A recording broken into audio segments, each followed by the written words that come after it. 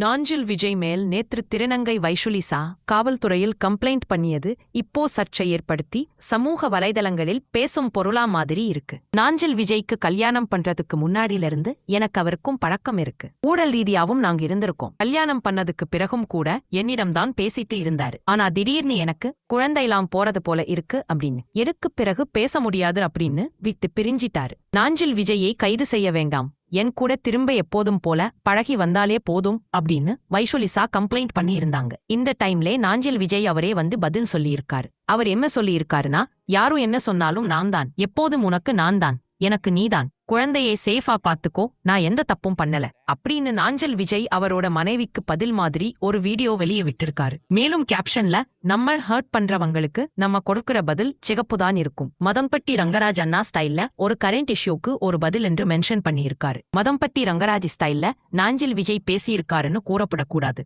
வைஷுலிசா complaint கொடுத்தது பிறகு press கிட்ட பேசும்போது, நான் இப்படி தைரியமா கம்ப்ளைண்ட் கொடுக்க காரணமே ஜாய் கிறிசில்டா மேடம் தான், அவங்க இன்ஃப்ளூயன்ஸ் பர்சன். மதம்பட்டி ரங்கராஜ் மேல் கம்ப்ளைண்ட் கொடுக்கும்போது நாமதும் தைரியமா கம்ப்ளைண்ட் கொடுக்கலாம்னு தான் வந்தது, அவர்களுக்கு நன்றி என்று சொல்லியிருந்தாங்க. இதுக்கு பிறகு நாஞ்சில் விஜய் வீடியோக்கு பதில் ஏதாவது வருதான்னு வெயிட் பண்ணி பார்க்கலாம்.